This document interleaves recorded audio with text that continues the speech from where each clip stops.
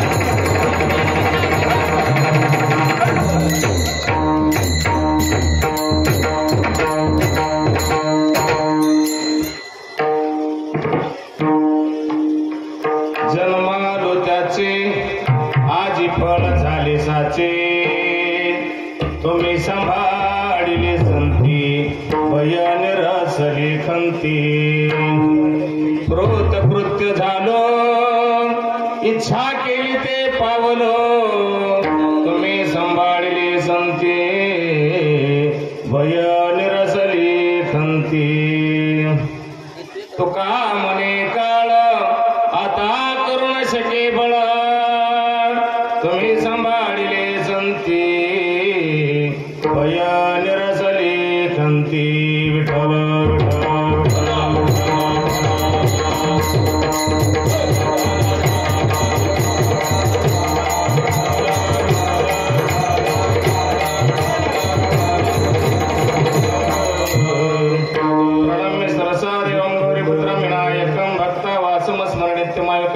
सिद्धे प्रथमं च वक्रदण्डं एकदन्तं द्वितीयकं तृतीयं कृष्णपिङ्गाक्षं गजवक्रं चतुर्थं लम्बोदरं पञ्चमं च षष्ठमेक्तिवं च सप्तमं विघ्नराजेन्द्रं धूम्रवर्णं तथाष्टमं नवमं च बालचन्द्रं दशमं तु विनायकं एकादशं गणपतिं द्वादशं तु गजाननः तस्मै श्रीगणाधिपतये नमः मनोजमारुततुल्यवेगं जितेन्द्रियं पतिमतं वरिष्ठं वातात्मजवा नरयुतमुख्यं श्रीरामदूतं शरणं प्रपद्ये दक्षिणे लक्ष्मी शिवामे तु जनकात्मजा पुरतु मारुतः शतमन्दी रघुनन्दनं वसुदेवसुतं देवकंसचाणूर्मर्दनं देवकी परमानन्दनं कृष्णमन्दी जगद्गुरु गुरुर्ब्रह्मा गुरुर्विष्णु गुरुदेवो महेश्वरा गुरु साक्षात् परब्रह्म तस्मै श्रीगुरवे नमः महायोगपीठे तटे व्यवरथं वरं पुण्डरीकायदाटुमुनीन्द्रे समागति तिष्ठन्तमानन्दकन्दं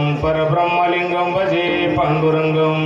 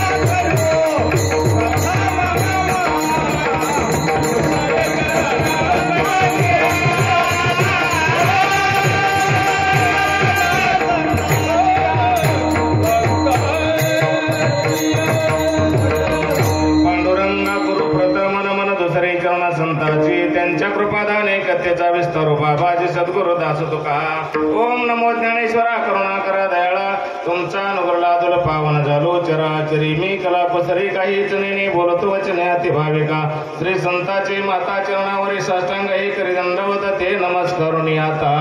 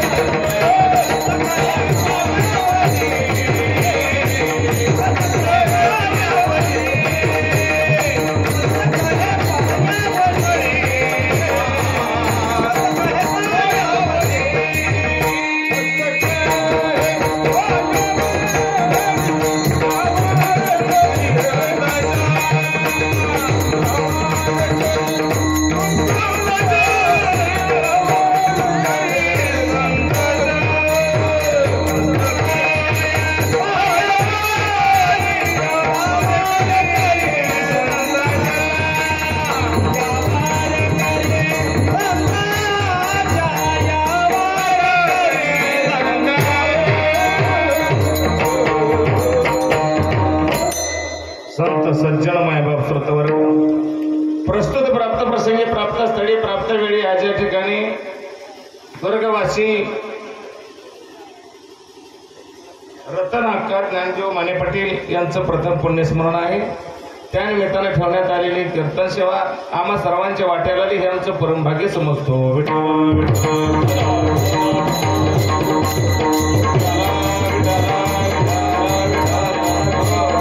आजच्या कार्यक्रमाकरता घेतलेला जो अभंग आहे तो अभंग संत श्रेष्ठ जगद्गुरु तुकोबरा यांचा आहे. अभंग 4 चरणाचा आहे. या अभंगातील प्रतिपाद्य विषय असा आहे.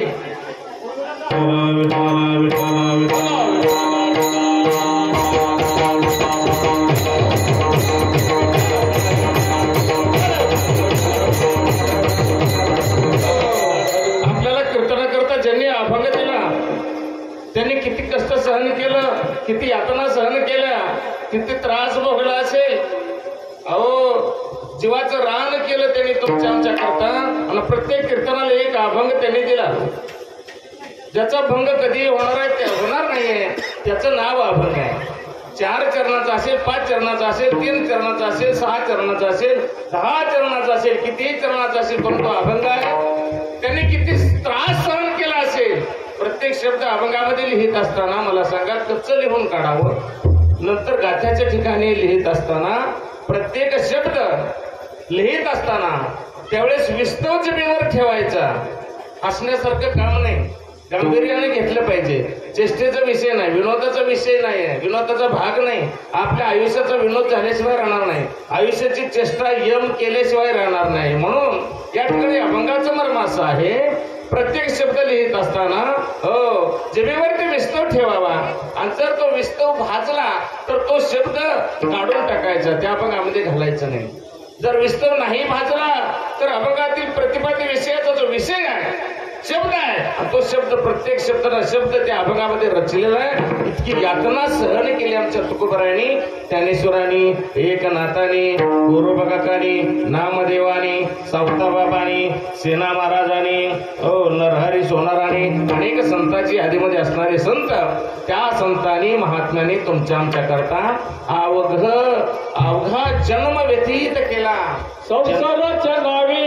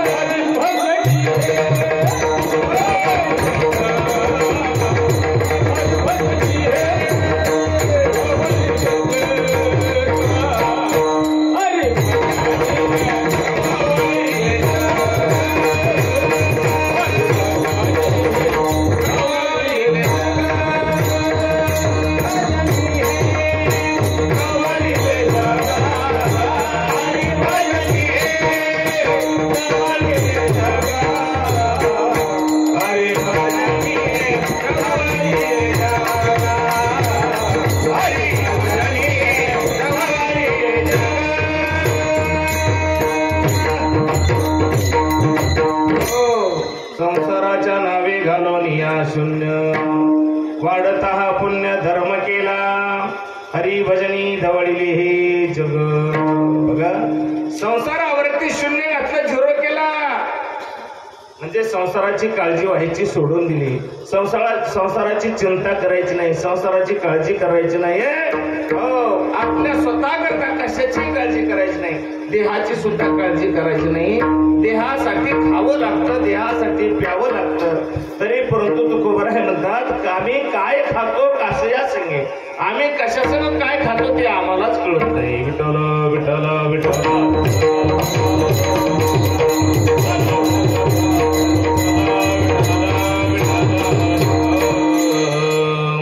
जन्म आलो त्याचे आजी फळ झाली साचे तुम्ही सांभाळली संती भय निरसली कंती. या भंगाद्वारे जगद्गुरु संत श्रेष्ठ तुकोबराय तुमच्या आमच्यापर्यंत काय संदेश पोहोचवतायत हे आपण बघायचंय. जन्मालो त्याची तुकोबराय काय म्हणतात प्रत्येक मानव जन्माला आलेला आहे. प्रत्येक जीव प्रत्येक जातीमध्ये यातीमध्ये कुळामध्ये असेल त्या ठिकाणी जन्माला आलेला आहे. परंतु तुकोबराय जन्माला आले तो आम्ही जन्माला आलो मग तुकोबरायांनी असं का बोलावं असा प्रश्न तुमच्या आमच्या अंतःकरणामध्ये पडतो. जन्मालो त्याचे आजी फळ झाली साचे. तुकोबरायांचं म्हणणं आहे कितीतरी वेळा जन्माला आलो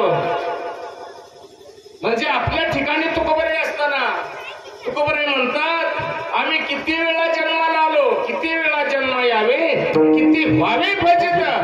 किती वेळा जन्माला आलो किती वेळा आमची फजिती झाली त्याचं गणित करता येणार नाही. मात्र या मानव रूपी देहाला आम्ही आलो जन्मालो त्याची आजी फळ झाले साचे. 84 लक्ष योनीचा भोग भोगला गेला एक एक योनी कोटी कोटी फेरा मग लागे बरा मनुष्य देहा. एका एका जन्मामध्ये कोट्यावधी फेरा आम्ही मारला महाराज आणि कुठेतरी मनुष्य देहाचा वारा आम्हाला लागला. म्हणजे खऱ्या अर्थानं नशीबवंत आम्ही आहे नशीबवान आम्ही आहे आणि आम्ही शेवटची परीक्षा देण्याकरता या जन्माला उतरलो गेलो आणि खऱ्या अर्थानं जन्मालाही आलो. परंतु जन्माला आल्यापासून त्याचं का ऐहिक सुख परैहिक सुख आम्हाला कळालेलं नाही आहे. परंतु आज त्याचं फलित आम्हाला मिळाले गेलं. आजी फळ झाली साची. आज त्या जन्माचं फळ मला मिळाल्यासारखं वाटू लागलेलं आहे. जन्माला आल्यापासून पाठीमागे जन्म आला तो वाया गेले परंतु जन्माला देहाला मानवाच्या आल्यापासून सुद्धा आज त्याचं फलद्रूप झालं असं मला वाटतं. का वाटतं कसं वाटतं केव्हा वाटतं तुम्ही आम्ही जन्मा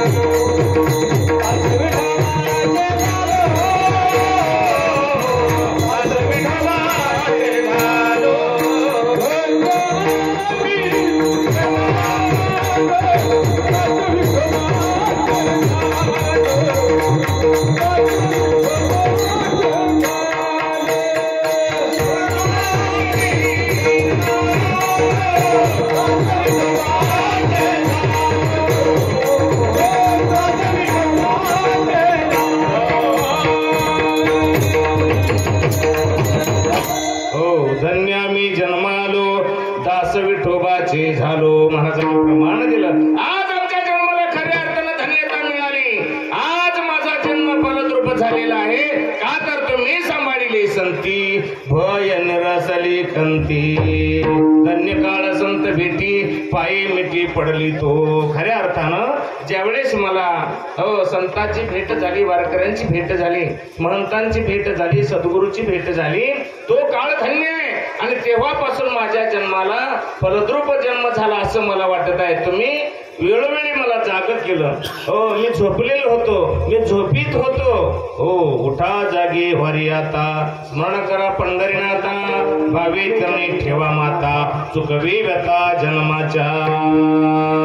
असं ज्यावेळेस संत महंतांनी मला सांगितलं गेलं या ठिकाणी जागत केलं गेलं. म्हणून तुम्ही सांभाळले संती भय निरसली कंती.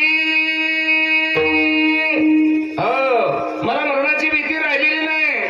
मला काळाची भीती राहिलेली नाही. मला यमाची भीती राहिलेली नाही. मला या प्रपंचाचं संसाराचं दुःख खंत व्यथा अजिबात काय राहिलेलं नाही. कशामुळं तुम्ही सांभाळले संती. आता माझं जे काय सर्वस्व आहे ते संत जन तुमच्या पदरामध्ये मी टाकलेला आहे. त्याच्यामुळे माझं कसं झालं, कृतकृत्य झालो, इच्छा केली ते पावलो. कृतकृत्य म्हणजे जन्माला येताना पण काहीतरी जबाबदारी घेऊन आलेलो आहे. ते तुम्ही आम्ही सर्वजण विसरलेलो आहे. जबाबदारी आहे, कशाची जबाबदारी आहे याची चौकशी करायचं भान आम्हाला राहिलेलं नाही. आम्ही संसार प्रपंचामध्ये कडवून गेलेली माणसं आहे. अहोरात्र काबाड कष्ट करतो, अहोरात्र मेहनत करतो, मेहनतीनं भागना तर वरपाडून खातो, परंतु सोडत नाही, साठवण करतो. इकडून आलं चालते, तिकडून आलं चालते, पुढल्या दारानं आलं तरी चालते, मागल्या दाराने आलं तरी चालते, पण आम्हाला जमवाजमव केली पाहिजे. याच्यामध्ये आमचा जीव अडकला गेला, आमचा देह राहिला गेला. याच्यामध्ये आयुष्य कधी किती निघून गेलं याचं भान आम्हाला राहत नाहीये. आपण जन्माला आलो कशा करता, तर शेवटची परीक्षा आहे, वार्षिक परीक्षा आहे. 84 लक्ष एवढीपैकी मानवाचं ध्येय आहे, ती वार्षिक परीक्षा आहे. बेट्या नीट पेपर द्यायचा आहे. जर हा पेपर हुकला ना 2 तासाची वेळ आहे, 3 तासाची वेळ आहे, वेळ निघून गेली, उत्तरपत्रिका तुमच्या हातून त्यांच्या ताब्यामध्ये जातील, पुन्हा प्रश्नाची उत्तर आठवून उपयोग होणार नाही. म्हणून जोपर्यंत वेळ आहे, कुठपर्यंत वेळ आहे, जन्मल्यापासून मरेपर्यंतची वेळ आहे. विठ्ठल विठ्ठल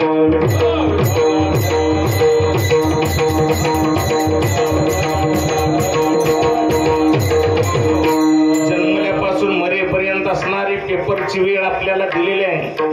परंतु ती वेळ आमची पेपरची आहे, ती आमच्या ध्यानात राहिली, आमच्या लक्षात राहिलं नाही. हव्यासापोटी, लोभापोटी, धनापोटी, त्या ठिकाणी आशेच्या पोटी आशेचा पास आमच्या गळ्यामध्ये अडकला गेला आणि त्याच्यापासून आमची सुटका नाही. माया धनाच्या ठिकाणी आम्ही अडकलो गेलो, मायाचाराच्या ठिकाणी अडकलो गेलो, माया जाळामध्ये गुंतलो गेलो. जोच आम्ही पाय काढायला गेलो तर त्या जाळ्याच्या ठिकाणी पाय अडकू लागले. आमचे मायेच्या जाळ्यातून पाय बाजूला निघत नाहीत, अशी अवस्था सर्व जनाची झाली. परंतु तुकोबाराय म्हणतात कृतकृत्य झालो. कृतकृत्य म्हणजे जन्माला आल्यानंतर जी जबाबदारी घेऊन आलो, जे काही करायचं होतं, जे ऐच्छिक आहे, अनैच्छिक नाही, जे ऐच्छिक विषय आहे तो मी हाताळला गेला. जे करायचं होतं ते मला मिळालं गेलं. कृतकृत्य झालो, इच्छा केली ते पावलो.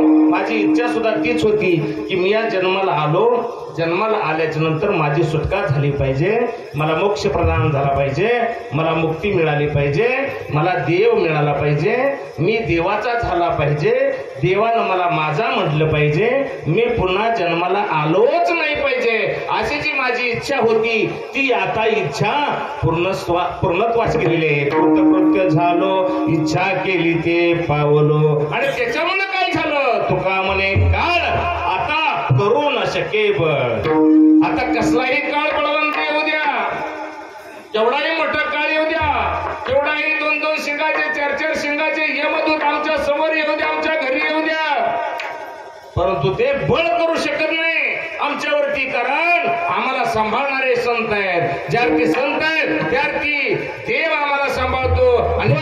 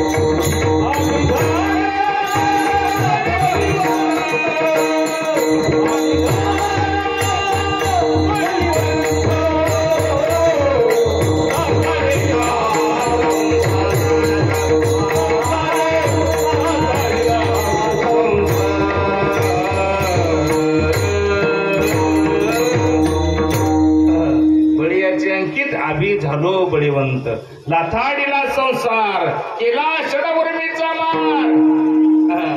अनेक भानगडे का इतका अभ्यास करायला बोलायला आपल्याला वेळ नाही या ठिकाणी आहे का. अख्खं आयुष्य गेलं तरी अभ्यास होणार नाही, एवढा मोठा आध्यात्मिक विषय आहे. विठ्ठल विठ्ठल विठ्ठल.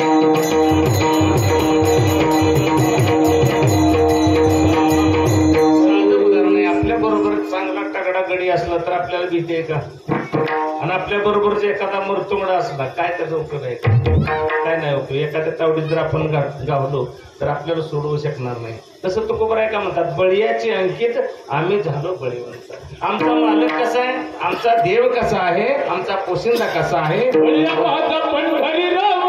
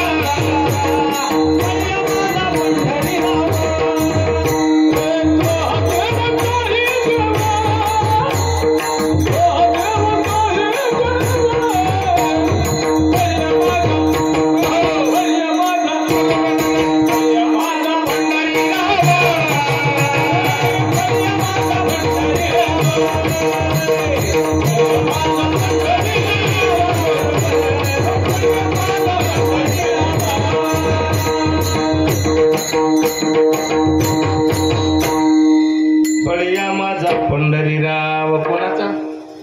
तुमचा एकट्याचा? मग काय तो म्हणता माझा माझा माझा देव माझा, मी देवाचा. अहो सगळ्याच म्हणतात बळीया माझा पंढरीराव. तो कसा आहे, तोही देवाचाही देव. प्रत्येकानं माझा म्हटलं पाहिजे. अहो देवाला माझा म्हटलं पाहिजे. आमचा म्हणू नका, माझा म्हणा माझा. हो आपण म्हणतो हा माझा नेता, त्यानं म्हणलं पाहिजे हा माझा कार्यकर्ता. तसं घडत नाही. विठ्ठल विठ्ठल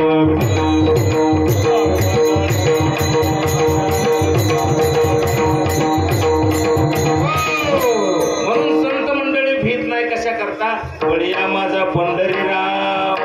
हो तो या देवाचाही देव. तुम्ही आम्ही जे देवाला भजतो, ज्या देवांची पूजा अर्चा करतो, त्या देवांचाही देव आमचा पंढरीनाथ आहे, पांडुरंगराय आहे, विठ्ठल आहे. पांडुरंग परमात्मा देवांचा देव आहे. आता आपलं कसं असते, सोमवारी महादेवाला, मंगळवारी अंबाबाईला, बुधवारी विठ्ठलाला, गुरुवारी दत्ताला, शुक्रवारी डबल अंबाबाई, आणि शनिवारी मरुत्राया, रविवारी अहमवाग्या सोहमवाग्या प्रेमनगरावारी. प्रत्येक दिवशी आपला देव बदलतो, प्रत्येक तासाला आपला देव बदलतो. अनेक देव्या, अनेक देव आहेत. देव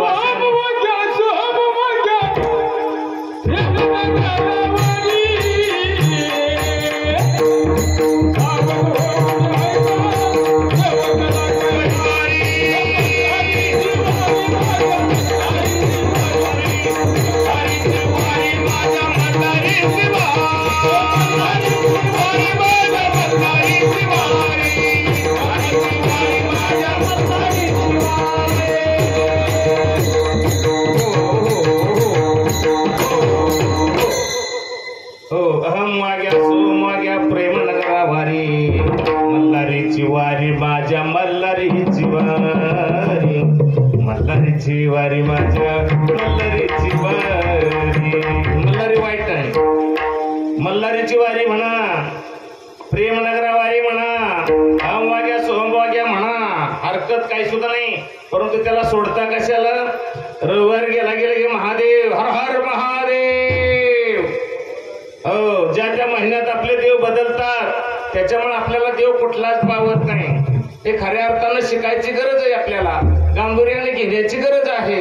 एकावरती श्रद्धा ठेवा. एकावरती श्रद्धा. आपला विषय संसारात सुद्धा असतात. पतिव्रता, तुका म्हणे पतिव्रता तिची देवावरी सत्ता. एका पतीवरती दृढ निष्ठा त्या पत्नीची असते आणि त्याच्यामुळं तिचा हक्क त्या देवावर चालतो. चांडविल्लेचा पती सूर्योदय झाल्याबरोबर संपणार होता. एका ऋषीला लात लागली होती, सहज पाठीमध्ये घालून नवऱ्याला घेऊन चालली होती. सगळं सांगायला वेळ नाही. सहज लात लागली, तो ध्यानस्थ बसलेला आहे. त्यानं शाप दिला, सूर्योदय झाल्याबरोबर तुझा पती मरण पावल. कारण तिच्या पतीला रक्तपित्ती होता आणि त्याच्यामुळे त्याला चालता येत नव्हतं. परंतु पतीची सेवा आहे, पाठीमध्ये घालून चाललेली होती आणि त्यावेळेस तिचा नाईलाज झाला. आता माझं कुंकू पुसलं जाणार आहे, आता मी काय करावं बरं. या ठिकाणी म्हणून त्या पतीला घेऊन सती अनुसया मातेकड असणारी सँडविलला सती गेली आणि त्या अनुसया मातेला सांगितलं आहे, अनुसया माते, मी सहज माझ्या पतीची सेवा करत असताना, माझ्या पतीला पाठीमध्ये घालून डोक्यावरती घेऊन मी निघालेली असताना एक ऋषी त्या ठिकाणी तपश्चर्या करत बसलेला आहे आणि त्या ऋषीच्या डोक्याला माझ्या पतीचा पाय लागला. त्याच्यामुळं पती ते असणारा ऋषी क्रोधावले, तापले गेले आणि त्यांनी माझ्या पतीला शाप दिला. रात्रीची वेळ आहे, मला दिसलं नाही, परंतु सूर्योदय झाल्याबरोबर माझा पती मरेल असं त्या ठिकाणी शाप दिला. माते काय करू मी आता, माझं कुंकू जाणार आहे, माझा धनी जाणार आहे, माझा पती निवर्तल्याच्या नंतर, निधन झाल्याच्या नंतर मी कसं जगावं, माझं पतिव्रता निघून जाते, मी पती कोणाला म्हणावं. अशा पद्धतीनं गयवया केलं आणि त्यावेळेस तुझा काही दोष नाही, त्याचाही काही दोष नसावा, परंतु त्यानं तापायला नको होतं, तामसी बुद्धी त्यानं करायला नको होती. आणि म्हणून सती अनुसयेनं काय केलं, महाराज आता काय करायचंय, सूर्योदय झाल्यानंतर मरणार आहे का तुझा पती, सूर्याला उगवू देत नाही असा हात केला. खबरदार, तर टाच मारुनी झालं पुढे चिंदड्या, उडवीन राई राई एवढ्या. खबरदार म्हणले, जर सूर्य उगवला तर माझ्या एका पतिव्रतेचा पती धर्म निघत आहे, जात आहे, संपत आहे.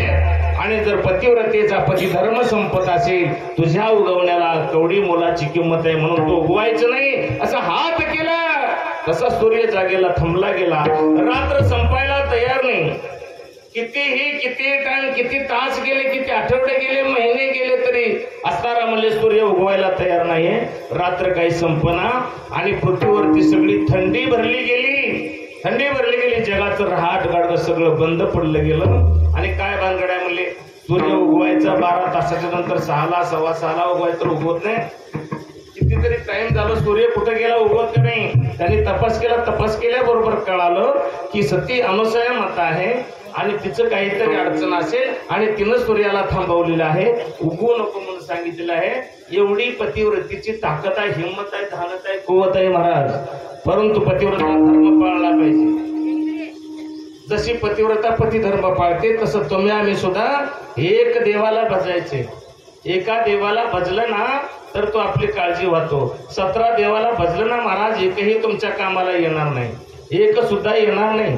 एकावर विश्वास ठेवा, तोच तुमचं कल्याण करणार आहे. अनेक देव आपल्याला, अनेक देव, महिन्यात 4 जत्रा, 6 महिन्यात 18 जत्रा आपल्या होते. त्या इकडं 2, तिकडं 3, तिकडं 4, इकडं 5, तिकडं 11. कुठं आलंय हे? अजिबात तसं करायचं नाही. हळूहळू कमी करा, एका देवाला भजा. हो, अनुसया मातेकडे सगळे ब्रह्मदेव आला, इंद्र आला, असणारा तुमचं विष्णू आले, शंकरजी आले, सगळे देव मेन होते ते त्या ठिकाणी आले आणि अनुसया मातेला नमस्कार केला, मुजरा केला, प्रणिपात केला. माते, या ठिकाणी काही अडचण नाही, जगाचं रहाट गाडगं बंद पडलं म्हणले. आमचं काय एकाचं चुकलं तर आम्हाला शिक्षा कर बरं, परंतु जगाचं रहाट गाडगं बंद पडतंय. लोकांनी कसं जगायचं, प्राण्यांनी कसं जगायचं.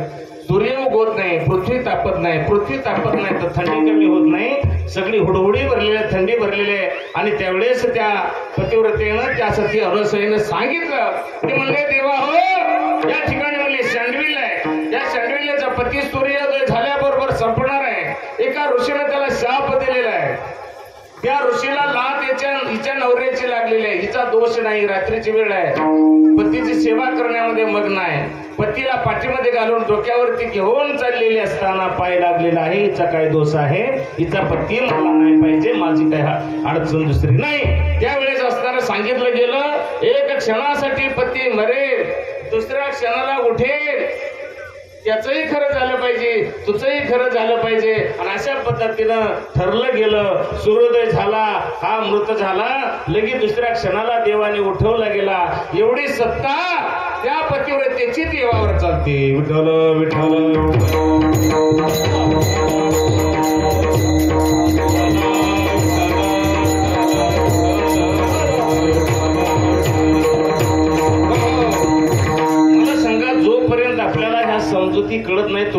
आपला जन्म वाया आहे. जोपर्यंत आपल्याला काही गोष्टींचा अभ्यास येत नाही, आपल्यापर्यंत त्याचं काय रेखाटन येत नाही, आपल्यापर्यंत त्याचं नॉलेज येत नाही, ज्ञान पोहोचत नाही, तोपर्यंत आपला जन्म व्यर्थ आहे. काही विषय जोपर्यंत आपण हाताळत नाही तोपर्यंत त्याचं नॉलेजच नाही, आपला जन्म आपला वेळ वाया गेला. अशा पद्धतीची अवस्था. जोपर्यंत आपल्याला संसारच करता येत नाही तोपर्यंत आपला वेळ वायालाच गेलेला आहे. हे मी करायला नको होतं, ते मी करायला नको होतं, त्याच्यामध्ये तोटा झाला, ते मी करायला नको होतं, तोटा झाला. म्हणजे आपला तिथपर्यंतचा जन्म वाया गेला का नाही. त्या पद्धतीनं जन्माला आलो खरं, परंतु आपल्याला आत्मज्ञान आणि ब्रह्मज्ञान याची सांगड आपल्याला घालण्याकरता कोणी जर मिळाला नाही तर तोपर्यंत आपला जन्म वाया गेला असं समजावं. बरं,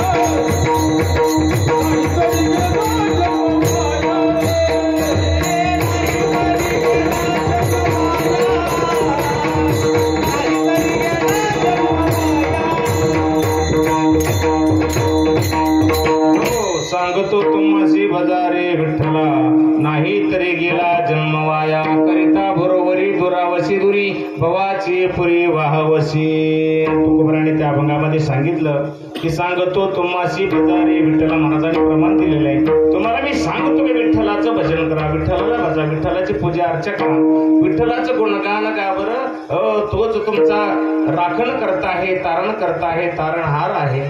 देव तारी त्याला कोण मारी, अशी अवस्था आहे. म्हणून ते एकाला भजलं पाहिजे. करिता बरोबरी दुरावशी दुरी, भवाची पुरी वाहवशी. करिता बरोबरी, या संसाराची भरती भरता भरता दूर देवापासून तो जात आहे. बरं, माणसाने माणसाला, संतांना माणसाला केलेला उपदेश आहे. कारण माणूसच विचार करू शकतो, माणूसच भजन करू शकतो, माणूसच वारी करू शकतो, माणूसच आईची सेवा, बापाची सेवा असणारा माणूस करू शकतो, समाजाची सेवा माणूस करू शकतो, आपुलकीपणा माणूस करू शकतो, सन्मान माणूस घेऊ शकतो, माणूस सन्मान देऊ शकतो. म्हणून करता माणसाला उपदेश केलेला आहे. करता बरोबरी दुरावशी दुरीन, भावाची पुरी वाहावशी. संसाराची भरती भरता भरता वाया जाणार, दूर जाणार. भवाची पुरी वाहावशी. भवाचा पूर म्हणजे संसार रूपी महासागर आहे आणि या सागरामध्ये सागरातलीच आपण काम करतो. संसार हाच सागर आहे. या सागरातली कामं करता करता पोहून पलीकडच्या तीरावरती जायचं आपण विसरलो गेलो. म्हणून भवाची पुरी वाहवशी, वाहून जाशी. आणि तिकडे जात जात असताना आयुष्याची दोरी संपली, विषय संपला. पुन्हा पुनरपी जन्म पुनरपी मरणम, जननी जठरे शयनम पुनरपी उपजेते नासे, नासिले ते पुनरपी दिसे. हे घटिका यंत्र जैसे परिभ्रमेगा. म्हणून राजा हो, सद्गुरु वाचोनी सापडेना सोय, करावे ते पाया आधी आधी.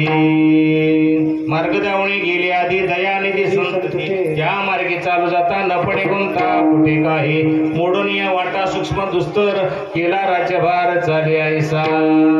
किती सांगावं तुम्हाला.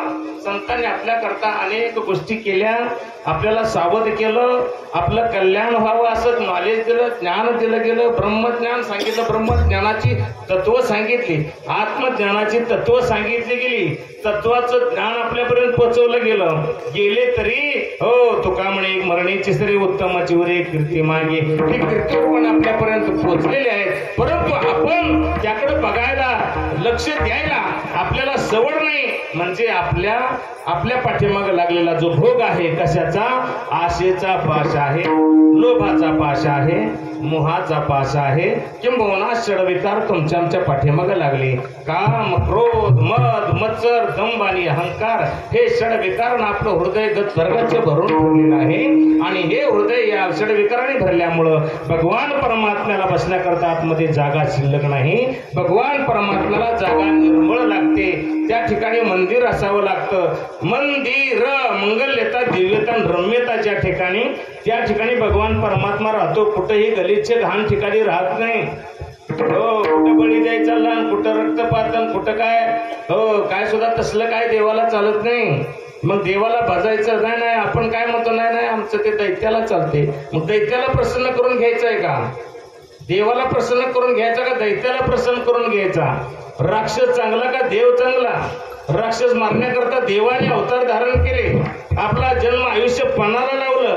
तुमच्या आमच्याकरता देवीनं सुद्धा आयुष्य पणाला लावलं गेलं, देवाने आयुष्य पणाला लावलं गेलं, वीराने आपलं आयुष्य पणाला लावलं गेलं. लोकांच्या जाचा पासून मुक्त करण्याकरता, लोकांच्या जुलमापासून मुक्तता मिळण्याकरता थोर वीराने आपलं आयुष्य पणाला लावलं गेलं. संत महात्म्याने आपलं आयुष्य पणाला लावलं गेलं. की आपल्या भारतभूमीतील ती जनता आहे, माझा समाज आहे, हा हम समाज सर्व आनंदी राहिला पाहिजे.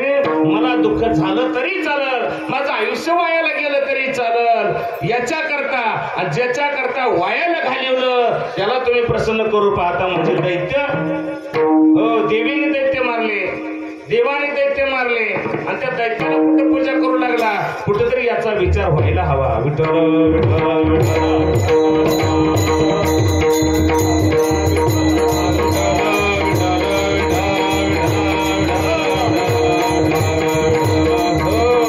जोपर्यंत आपण हे करतोय ना, असल्या भानगडी करतो, तोपर्यंत आपल्या जन्माला किंमत नाही. कोणी म्हणावं, कोणाला म्हणावं, का म्हणावं, केव्हा म्हणावं, कशासाठी तुम्हाला कोण बोलणार आहे? आपल्याला कोणीही बोलणार नाही. ज्यावरती आपल्याला कोणी बोलत नाही त्यावरती आपल्याला वाटतंय माझं खरं आहे, माझं चांगलं आहे. कारण आपल्या हव्यास आहे, आपल्या जिभेला हव्यास लागलेला आहे, आपल्या मनाला चटका लागलेला आहे, आपल्याला त्याची ओढ लागलेली आहे. आणि त्याच्यामुळं आपण येणं प्रकारेनं अनेक कारणं सांगून त्यानं सांगितलं म्हणून मला वाटतंय, म्हणून सगळ्याला समाधान व्हावं म्हणून मला ते बोलत आहेत म्हणून अशा पानगडीत पण आपण केल्याशिवाय सोडत नाहीये. परंतु त्याच्यापासून आपण ज्यावेळेस परावृत्त होऊ त्यावेळेस भगवान परमात्मा जरा आपल्याला अलीकडे ये म्हणणार आहे. तोपर्यंत ये म्हणणारच नाही, त्याच्याकरता सद्गुरूकडे गेलं पाहिजे. सद्गुरू वाचून सापडेना सोय धरावे ते पाया द्यादी. परंतु आपण सद्गुरूकडे जात नाही. कारण सद्गुरूकडे गेल्यानंतर होतं काय? तरणी को लिंता डुबणे को अभिमान. डुबायचं असेल तर गर्व करा, तरायचं असेल तर लिंता पाळा. सद्गुरू माझ्यापेक्षा श्रेष्ठ आहे अशी भावना उत्कंठा मनाच्या ठिकाणी तयार होऊन आपल्या अंगी लीनता येते. लीनता आल्याच्या नंतर तुकोबराय जसे म्हणाले, लहानपण दे का देवा मंगी साखरेचा रवा, ऐरावत रत्न थोर त्याशी अंकुशाचा मार, जयांगी बोठे पण तया यातना कठीण, तुका म्हणे जाण व्हावे लहाना होणीला. तुकोबराय एवढे मोठे होते, अनु रेणू या थोकडा तुका आकाशा एवढा. तुकोबराय अनु रेणूपेक्षा लहान आणि आकाशापेक्षा मोठे होते, तरी परंतु म्हणता देवा मला लहानपणा दे बरं. हाती होऊन लाकडं फोडण्यापेक्षा मुंगी होऊन साखर खाल्लेली चांगली. ज्याच्या अंगी मोठेपणा तया यातना कठीण. अनेक भांगडी संसाराचे आपण वाढत, इकडे कंपनी टाकायची, तिकडे कंपनी टाकायची, इकडे 10 एकराचा मळा, तिकडे 20 एकराचा मळा, तिकडं टिपर चालतंय, तिकडं मशीन चालतंय. अनेक भानगडी, जेवायला वेळ नाही, खायला वेळ नाही, बोलायला वेळ नाही, प्यायला वेळ नाही, कशालाच वेळ नाही. झाला मोठा. काय मोठा होऊन करायचंय? देवाचं भजन करायला वेळ नाही, देवाची वारी करायला वेळ नाही, आईशी गोड शब्द 2 शब्द बोलायला तुम्हाला मला वेळ नाही, बापाला विचारायला वेळ नाही. मोठा होऊन करता काय? वयाला गेल्याशिवाय राहणार नाही, यमाच्या हाती सापडचाल. नंतर विचार करा, नंतर वेळ येईल. गेले ते दिवस आणि राहिले त्या आठवणी पुन्हा काय करता येणार नाही. पेपरची परीक्षेचं वेळ संपल्याच्या नंतर थांबा थोडं 10 मिनिटं माझ्याकडे उत्तरपत्रिका लिहायचं राहिले असं म्हणून कोण देतं का? सर तुम्ही शिक्षक आहे ना, देतं का पोरासनी? मग तसा देव कसा देणार आहे? आताचा साधा शुल्लक शिक्षक देत नाही पोरांना उत्तरपत्रिका लिहिण्याकरता. स्वतःचा पोरगा असला तरी देऊ शकत नाही, शेजाऱ्याचा असला तरी देऊ शकत नाही, मंत्र्याचा असला तरी देऊ शकत नाही. जसं तसं आपल्या पेपरची वेळ संपली की तो जो काळ आहे तो आपल्याला त्या पेपरची वेळ देत नाही, उत्तरपत्रिका आपल्या हात देत नाही आणि त्याच्यावरती आपल्याला चिंतन करता येणार नाही. म्हणून जो जवळ सकळ सिद्ध आहे हात चालावया पाय, तो आपले सोहित पाहे तीर्थयात्रे जाय चुकू नको. आपलं सोहित बघा, हात चांगले, पाय चांगले, डोळे चांगले, कान चांगले, नेत्र चांगले, सगळं मन चांगलं आहे, हृदय आहे, छाती आहे, मस्तक आहे, सगळं आहे. तोपर्यंत आपलं सोहित बघा. आपलं हित काय? हित ते करावे, देवाचे चिंतन करून या मन शुद्ध व्हावे. एवढं जर आपण केलं तर आपण हात चालू आहे, पाय चालू, तोवरी तीर्थयात्रे जाय चुकू नको. तीर्थाला जा, यात्रेला जा, तीर्थाच्या ठिकाणी गंगा स्नान करा, देह पवित्र होईल. देह पवित्र झाला, आपलं मन बुद्धी अंतकरण चित्त सगळं मलिन झालेलं स्वच्छ होईल आणि तिथल्या संतांच्या दर्शनाच्या पुण्याईनं त्यांच्या पदस्पर्शानं पावन झालेल्या भूमीच्या पदस्पर्शाच्या पुण्याईनं तुम्ही मी सर्वजन पवित्र होतो आणि म्हणून वास द्यावा पंढरीचा सदा संग हरिदासांचा। त्या ठिकाणी संतांनी मागितलं, देवा मला पंढरीचा वास दे बरं, पंढरीच्या ठिकाणी राहावं असं माझी इच्छा आहे। पंढरपुरातून नको धाडू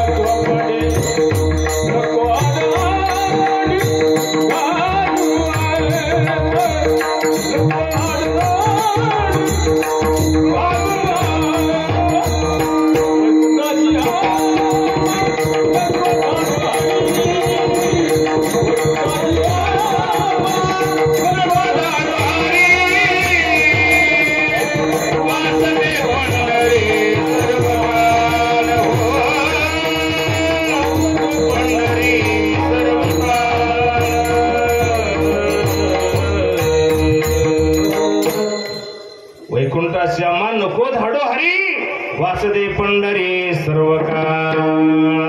संतांनी मागणी मागितली, देवा आम्हाला वैकुंठाला पाठवूच नको बरं, काय वैकुंठामध्ये तरी आहे, आम्हाला या ठिकाणी आनंद आहे, आम्हाला या ठिकाणी हाऊस वाटते, आनंद मिळतो, सर्व काही आम्हाला या ठिकाणी मिळत आहे, म्हणून वासदे पंढरी सर्व काळ। नेहमी सदा सर्व काळ 24 तास 12 महिने 18 काळ आम्ही पंढरपूरमध्ये राहावं असं मला वाटतं। का वाटतं तर त्या ठिकाणी संतांच्या पदस्पर्शानं पावन झालेली भूमी, देवाच्या पदस्पर्शानं पावन झालेली भूमी। अनेक संत महंत पंढरीमध्ये येतात, परिक्षेत्रामध्ये राहतात, चातुर्मास करतात, एकादशी करतात, सोमवार करतात, उपवास करतात, नामचिंतन करतात, कीर्तन करतात, भजन करतात, प्रवचन करतात, नाचू कीर्तनाची रंगी ज्ञानदीप लावू जगी अशा पद्धतीची अवस्था त्यांनी केली आणि त्यांच्या पदस्पर्शानं पावन झालेली ही पंढरपूर नगरी आहे आणि त्यातील थोडाफार तरी गुण आपल्याला यावा या हेतूनं पंढरपूरमध्ये राहावं असं आम्हाला वाटतं आणि असं वाटू लागल्यामुळं तुकोबरायांनी भावना व्यक्त केली ती अभंगाच्या पहिल्या चरणात।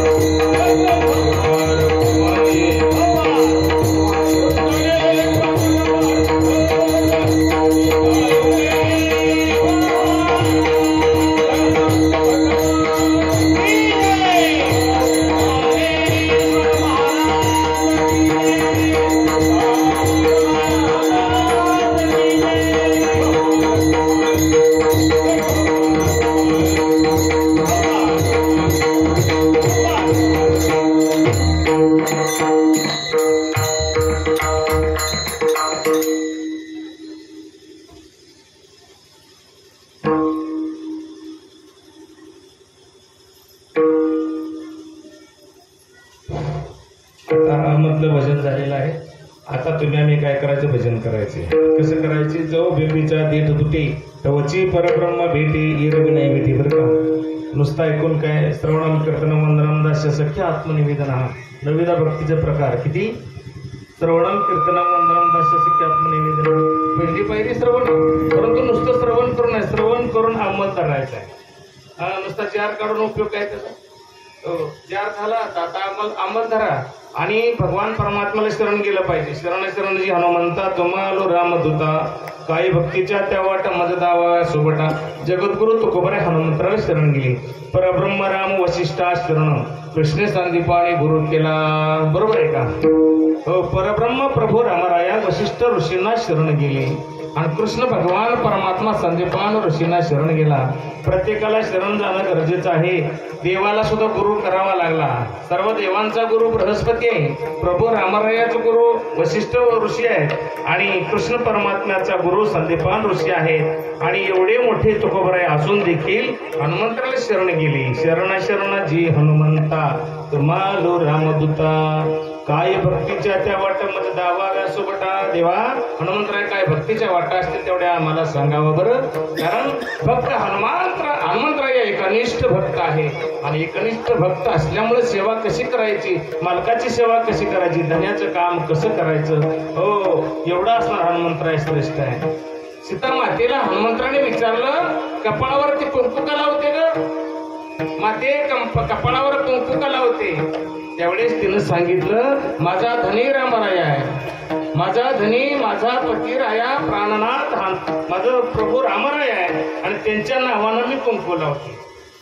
मग म्हणजे तुझा एकट्याचाच रामराय आहे काय पती? माझा सुद्धा मालक आहे, मग मी सुद्धा लावणार. म्हणून त्यांना सगळं जे कुंकू आहे ते सगळ्या अंगाला खरकटलं गेलं. म्हणून तांबडा विठ्ठल विठ्ठल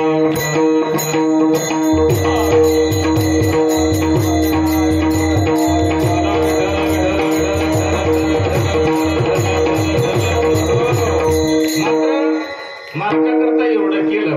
परंतु मालकाची जर अवज्ञा आपण केली, मालकाच्या म्हणण्यानं आपण नाही राहिलो, मालकाचं वचन जर आपण मोडलं गेलं तर काय होतं? वचन न मोडी सर्वता तुझी आन पंढरीनाथा. त्या मालकाचा शब्द आपण मोडायचं नाही. सीता मातेनं ज्यावेळेस प्रभू रामराय हनुमंतराया हो लक्ष्मणजी सीतामाता वनाच्या ठिकाणी गेले म्हणजे आपल्या बाजूला आले. अयोध्येमधून कुठं नाशिकला आले, पंचवटी ठिकाणी राहिले. पंचवटी म्हणजे 5 वडाची झाडं आहेत. 1 2 3 4 5. त्या 5 वडांच्या झाडांच्या मध्यंतर जाऊन पहा, तिथं तसंच आहे. 5 वडांची झाडं पंचवटी. पंच म्हणजे 5, वटी म्हणजे झाडं, वडाची झाडं वड.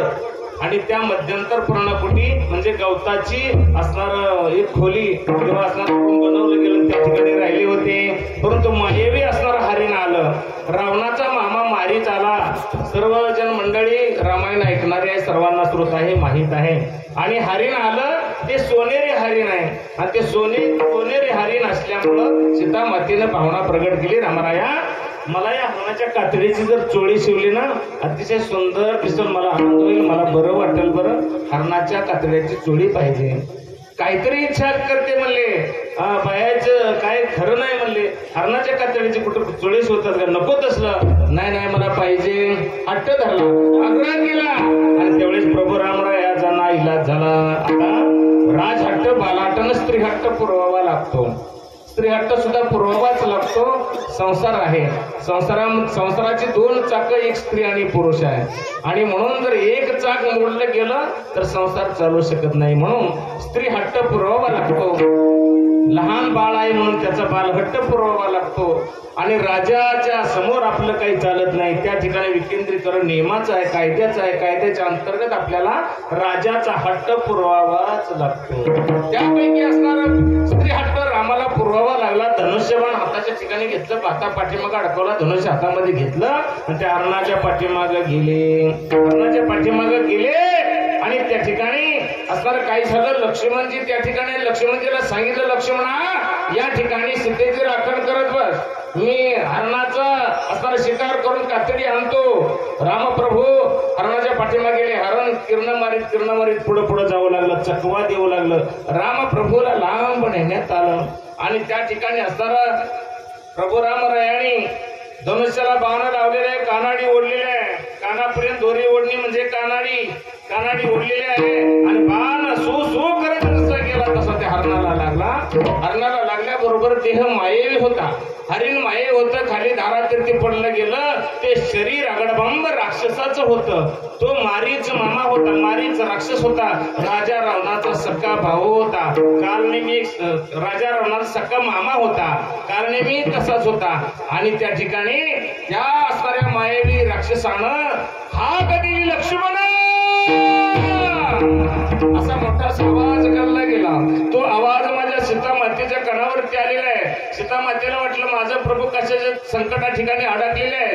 त्या ठिकाणी पुन्हा आवाज आला, लक्ष्मण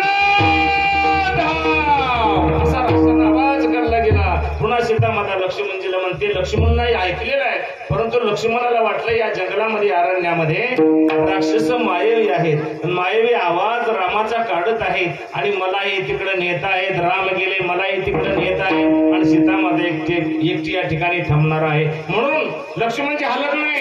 लक्ष्मणजीला सीता माता म्हणली, भाऊजी जावा तुम्ही, प्राणनाथ माझे पती रामप्रभू काहीतरी संकटामध्ये सापडलेले, तुम्ही जावा सोडवायला. हाका मारते जावा ना. हो त्यावेळेस लक्ष्मणजी म्हणतात, माते काही काळजी करू नका, माझ्या रामदादाला काही होणार नाही. तो जगाचा जगनियंत आहे, जगाचा मालक आहे, जगाचा बाप आहे. त्याला काय हिंमत आहे कोणाची हल्ला करण्याची, त्याच्यावर कोणी हल्ला करू शकत नाही, काही सुद्धा होत नाही. मायवी राक्षस आहे, काहीतरी हळ्या मारत आहे. असं ज्यावेळेस लक्ष्मणजी सांगत आहे त्यावेळेस सीता मातेला ते पटना. सीता माता वेगळ्या पद्धतीनं बोलू लागले, वेगळ्या आदात बोलली गेली. नाही म्हणले, तुमच्या मनात काहीतरी काळं बीर आलंय. अशा भावनेनं सीता बोलली. कोणाला बोलली? बीराला बोलली. तुमच्या मनात काहीतरी काळं बीर आले नाही, माझ्या रामाचं तिकडे काहीतरी व्हावं, मी तुम्हाला सापडावे असं तुमचं मत आहे का? असं ज्यावेळेस सीता माता लक्ष्मणजीला बोलली त्यावेळेस लक्ष्मणाला वाईट वाटलं गेलं. खळखळ डोळ्यामधून पाणी आलं. उठला लक्ष्मण आणि धनुष्य घेतलं, बाण घेतला, अशी रेषा ओढली गेली. त्या गुंफेच्या सभोवताली रेषा ओढली आणि वहिनी निदान एवढं करा, ही रेषा ओलांडू नका. तिला लक्ष्मण रेषा असं म्हणतात. विठ्ठल विठ्ठल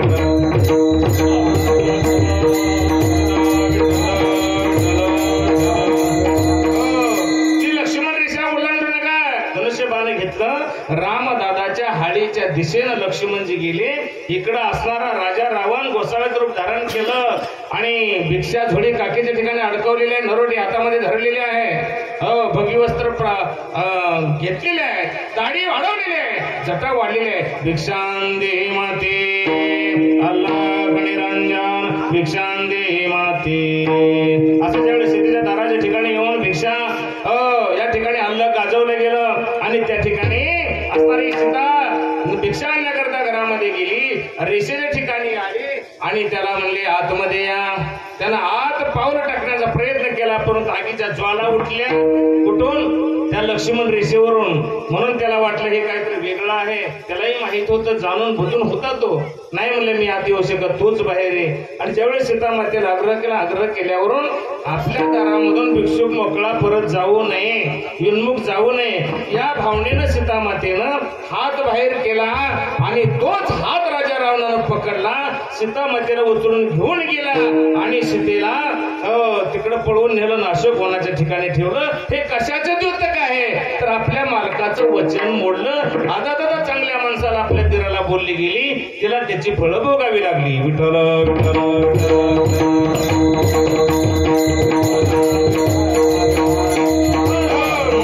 जगाच्या मालकाचे एक वेळ सर्वांनी भजन करा. शरण जायचे, शस्त्र खाली ठेवायचे, शास्त्राला वंदन करायचंय. शस्त्र खाली ठेवा, शास्त्राला वंदन करा आणि प्रभू पांडुरंग परमात्म्याला शरण जायचंय. हात वरती करा सर्वांनी हात वरती करा, देवाला शरण जावा. सर्वांच्या खात्यावरती पुण्य जमा होणार आहे.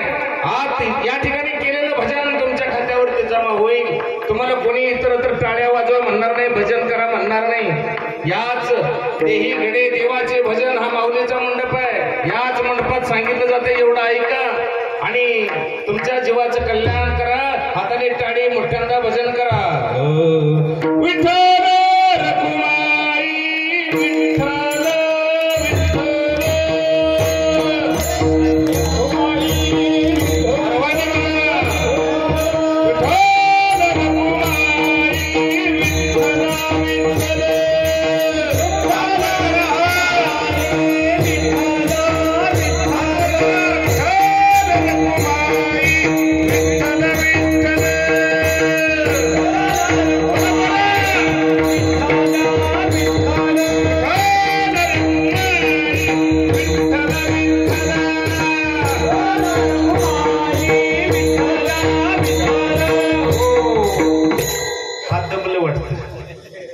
एवढा वेळ सुद्धा आपण देवाच्या भजनाकरता हात वर करू शकत नाही. का तर आपल्याला सवयच नाही. कोणाच्या समोर वाकायची सवय नाही कोणाला. काय कोणासमोर वाकायची गरज आहे? काय आम्हाला कमी? आम्हाला देव देऊन चुकलाय म्हणले भजन भिकाऱ्याने करावं. आम्हाला काय कमी? आम्ही चांगलं नसतो तर आम्हाला देवानं दिलंच नसतं. बरोबर आहे की का बाबा? म्हणते ती माणसं. तुम्हाला गरज असेल देवाची, तुम्ही रात्रंदिवस टाळ पुटत बसा. आम्हाला काय घेणं देणं? आम्हाला देव देऊन चुकलेलं आहे, भरपूर दिले. आम्ही कशा करता भजन करावं? अहो देवानं तुम्हाला दिले ते पाठीमागच्या पुण्याईचा जोर आहे, आई बापांच्या पुण्याईचा जोर आहे, आजोबा आजीचा पुण्याईचा जोर आहे. ते तुमच्या पुण्याईचं नाही. तुमच्या पुण्यानं तुम्ही देव गाठायचंय. तुमच्या पुण्यानं तुम्ही वैकुंठ धामाला जायचे. तुमच्या पुण्यानं तुम्ही देवाच्या रूपाच्या ठिकाणी विलीन व्हायचे. या ठिकाणी दुसऱ्याचं काही कामाला येत नाहीये. म्हणून आपले आपण करा सोडवण, संसार बंधन तोडावे. आपले आपण सोडवण करा, दुसरा तुम्हाला कोणी सोडवायला येणार नाही असं मला वाटत नाही. एका भगवंताशिवाय तुका म्हणे तुला सोडविना कोणी, एका चक्रवाणी वाचून या. परंतु हे करत असताना आपलं दिल अंतकरण स्वच्छ करत असताना नामस्मरण करा. नामस्मरण केलं की आपलं अंतकरण स्वच्छ होतं. अंतकरण स्वच्छ झालं की आपल्या घरातले देव आपल्याला दिसू लागतात. याच्याकरता नामस्मरण करायचे. शेणानं गोमूत्रानं जागा पवित्र होते, परंतु अंतकरण नामस्मरणानं पवित्र होतं. नामस्मरण केल्यानं मनशुद्धी होते, नामस्मरण केल्यानं चित्तशुद्धी होते, नामस्मरण करण्यानं बुद्धी शुद्ध होते, नामस्मरण करण्यानं विचार शुद्ध होतो आणि नामस्मरण करण्यानं आचार शुद्धी होते. सगळी शुद्धता कशामुळे होते? एका नामस्मरणानं होते. नामस्मरण घ्यायला खर्च येत नाही. पकवाज वाजवायला खर्च आहे, गायला खर्च आहे, कीर्तन करायला खर्च आहे, विना घ्यायला खर्च आहे, चोपदाराचे कपडे घालायला खर्च आहे, वारीला जायला खर्च आहे, मोठा अन्नछत्र मांडायला खर्च आहे, भव्य समारंभ करण्याकरता, कीर्तन महोत्सव करण्याकरता मोठासा खर्च आहे. नामस्मरण घ्यायला काय?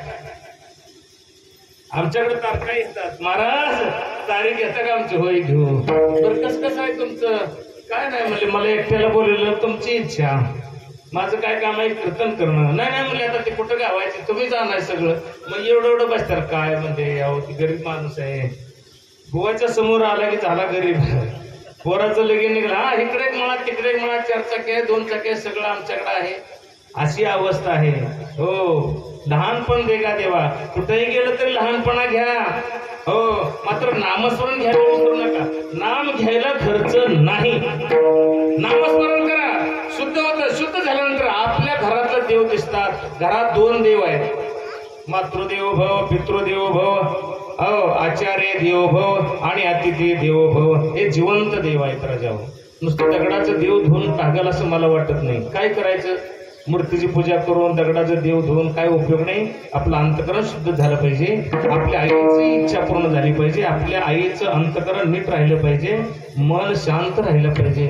बापाच्या अंतकरणाला टोचल असा शब्द कदापि बोलायचा नाही. अजिबात देव धुवू नका, त्याला फूल होऊ नका, पाणी वाहू नका, पंचामृतानं स्नान करू नका.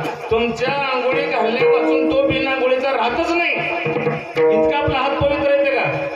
त्याला आंघोळ घालायला आपल्या आईला आंघोळ घाला, साबणानं आंघोळ घाला, बापाला साबणानं आंघोळ घाला आणि त्या ठिकाणी म्हणा शुद्धोदक स्नानम समर्पयामी, उष्णोदक स्नानम समर्पयामी, शुद्धोदक स्नानम समर्पयामी, शुद्धोदक स्नानम समर्पयामी, पंचामृत स्नानम समर्पयामी म्हणा ना. बापाला आंघोळ घालताना म्हणा, आईला आंघोळ घालताना म्हणा, त्या मूर्तीवर वाहताना तुम्ही म्हणताय ना फलम पुष्पम तोयम समर्पयामी, फुलं वाहा असा मंत्र म्हणा. धूपम दीपम समर्पयामी म्हणा ना. धूप ओवळा, उदबत्ती ओवळा, आईला ओवळा, बापाला ओवळा. अहो दोघांना पाटावर बसवून जर 3 प्रदक्षिणा तुम्ही घातल्या तर 1 प्रदक्षिणा, पृथ्वी प्रदक्षिणा घातल्याचं पुण्य तुम्हाला मिळेल. विठ्ठल विठ्ठल विठ्ठल.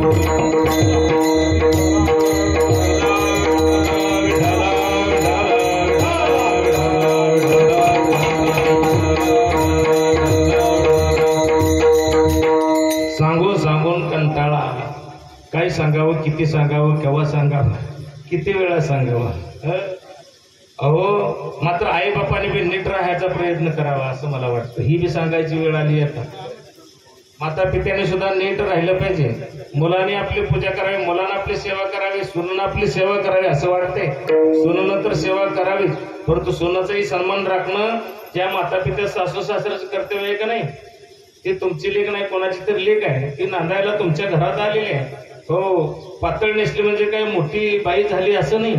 ती असते 15-20 वर्षाचं लेकरू असते. काय त्याला कळते? आपले स्वतःचे लेख म्हणून जर तिला जोपासलं गेलं ती सुद्धा तुम्हाला सन्मान दिल्याशिवाय राहणार नाही. म्हणून नुसतं असणाऱ्या म्हणले कुठं तुळजापूरला गेलं, कोल्हापूरला गेलं, खाना नारायण ओटी भरायची. अहो तिथं जाऊन ओटी भरण्यापेक्षा हो घरातल्या महिलेचा सन्मान राखा. तिथं जायचंय हे शिकण्याकरता जायचंय.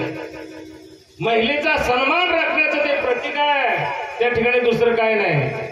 घरातल्या महिलेचा सन्मान राखा. आई असेल, बहीण असेल, सून असेल, लेक असेल, नात असेल, कोणी असेल, त्या महिलेचा सन्मान राखा. याचं प्रतीक तुळजापूरमध्ये, याचं प्रतीक कोल्हापूरमध्ये, याचं प्रतीक वणीच्या ठिकाणी आहे. 3.5 पीठ देवीचे याच्याकरता तुम्हाला सांगितलं. आणि आई बापांचं प्रतीक म्हणजे पंढरपूरचा पांडुरंग परमात्मानी रुक्मिणी माता आहे. नुसतं वारीला जाऊन काय करतात? 8-8 तास दर्शनाला उभा राहतो, बापाच्या दाढीला साबण नाही.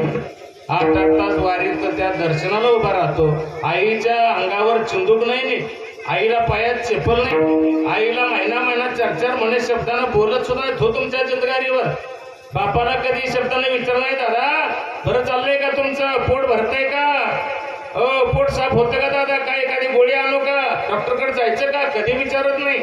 कारण हा मोठा झाला, टेरिकोटचे कपडे घालू लागला, इस्त्रीचे गंजीचे कपडे घालू लागला.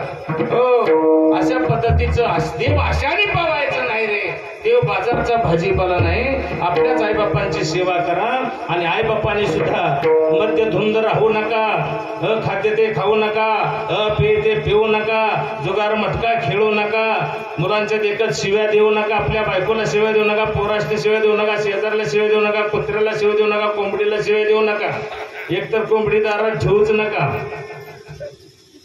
सारखं फोडून म्हणण्यापेक्षा काय त्याच्यावर अंड्याचा प्रपंच राहिलाय काय? अहो तुम्ही सगळी मोठी झालेली माणसं आहे, काय तुम्हाला कमी? हो, चांगलं बघा, नाही तिथं घाण करते जाती. कशा करता? बंगलं तुमचं झालं काय, त्याला जाळीबिडी ठोकली का? काय त्याचा उपयोग आहे? हो, उपयोग नाही. हो, शांतता असावी, दारामध्ये अशी पवित्र तुळस असावी, वृंदावन असावं, तिला दररोज तांब्यावर पाणी घालावं, 1 प्रदक्षिणा घालावी, आई बापाला बी आंघोळ घालावी. हो, त्यांना चहा आपल्या हाताने नेऊन द्यावा, हो, कपडे आपल्या हाताने नेऊन द्यावे. हीची विष्णूची महापूजा अनुभव नाही तुझा. दुसरं तिसरं कीर्तनातून शिकण्यापेक्षा माऊलींनी सांगितलं हे ज्ञान आपल्याला त्यांनी सांगितलेलं आहे. आणि म्हणून ते पाया ठरले, तुकोबा कळस ठरले, त्यांचं भजन. ज्ञानेश्वर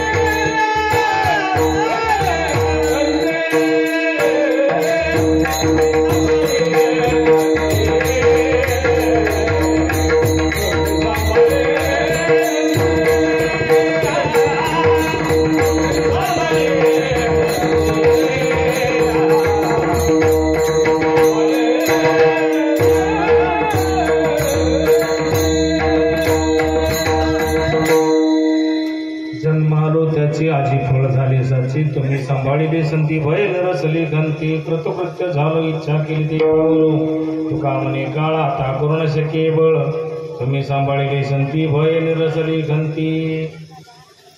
सज्जना हो माय बापा चार चरणाचा अभंग आपल्या सेवेकरता घेतला होता, मात्र वेळेअभावी आपण 2 चरण सोडवण्याचा निश्चितपणाने प्रयत्न केलेला आहे. या अभंगाचा भावार्थ असाच असावा असा माझा मुळीच दावा नाही, कारण अभंग त्या तुकोबरायांचा या देहाला जरी तुकाराम नाव असतं तरी याला ते सोडवणं शक्य नाही.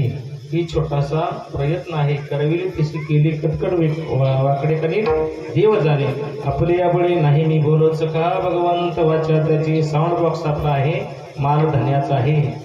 बोलायचं बंद झालं साऊंडात काही राहत नाही. शेर मापाडी आहे तसं शेराप्रमाणे आम्ही मापाडी आहे. माल धान्याचा तुमच्यापर्यंत पोहोचवण्याचं कार्य आहे. माप तुम्हाला मिळालं की शेर मोकळाच राहतो. त्या पद्धतीनं या ठिकाणी तुमचा सर्वांचा दासांचा दास तुमची सेवा करण्याची संधी या ठिकाणी मिळाली, नेहमी मिळत असते. सर्व समाजाने या ठिकाणी प्रेम भरभरून दिलेलं आहे. भरपूर कीर्तन करण्याचा योग या ठिकाणी येत आहे.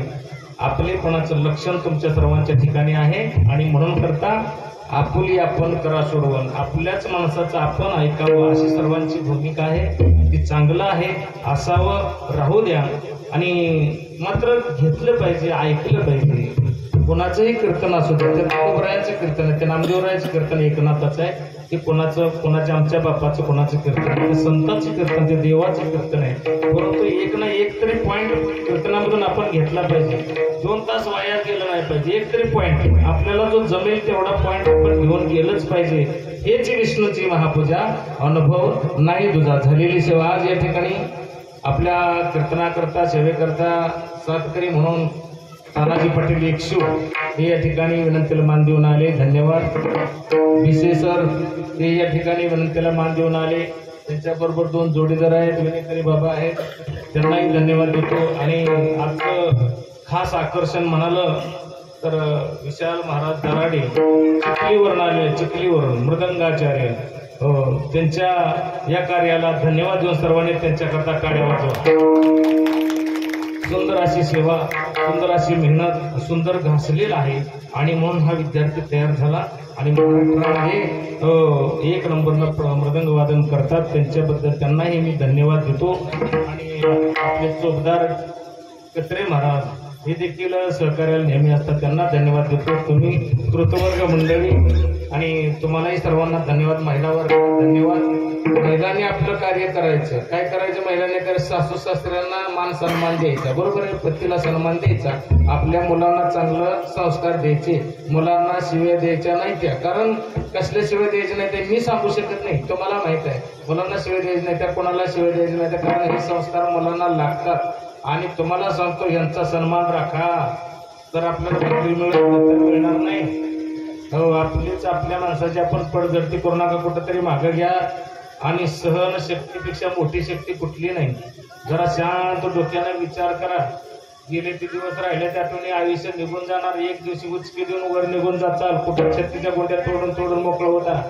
शांत गुणाला नीट मारा, लिंता ठेवा. तुम्ही लई मोठं नाही, तुमच्यापेक्षा असं शहराला सवासत लई पडलं ते. हो, भरपूर पैसेवाला भरपूर इस्थिती जायचं. तुम्ही लई इस्थितीच नाही. कुठं असेल 4-2 एकर 10 एकर 20 एकर लाखो एकर जमिनीची मालक आहे ती.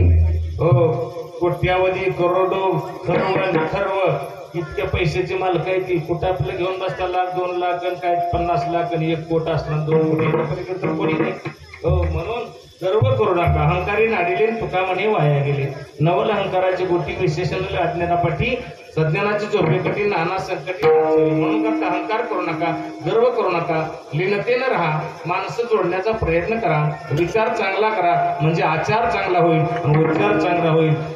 झालेली सेवा आजच्या रतन अक्का ज्ञानदेव माने पाटील या आईच्या चरणावर आजची सेवा अर्पण करतो. सद्गुरू अप्पामाऊली पुणेवलकर यांच्या चरणावरती अर्पण करतो.